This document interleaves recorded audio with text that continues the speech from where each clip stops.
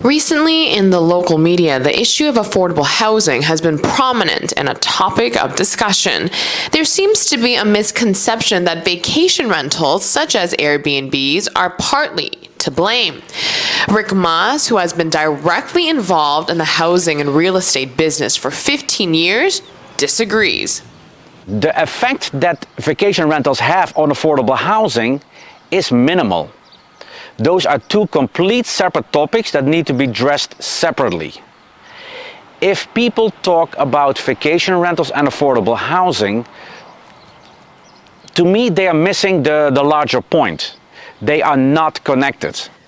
Rick says the issue of affordable housing in Aruba is a combination of many things, such as the scarcity of land being a big one, houses not being built fast enough, rising building costs per square meters, and one of the biggest factors impacting affordable housing on our island is household income.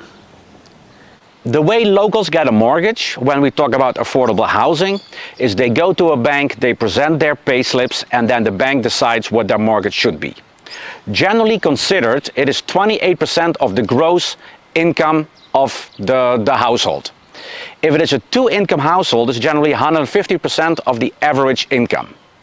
So if a family makes 6,000 florins, combined gross income, not net, gross, then the bank takes 150% of the average, which is then 3,000, and then they basically say your gross income is 4,500 florins, and based on that you can get 28% of mortgage. So that is basically what dictates the affordability of a house, of what a local family can afford. So what do all those numbers Rick just gave us actually translates into? Let's say somebody is afforded a mortgage of 300,000 florins, meaning that they need to have about an income of about 8,000 florins a month combined. That looks a lot, 8,000 florins a month, but you're only allowed to have a mortgage of about 300,000 florins or a monthly mortgage payment of about 2,000.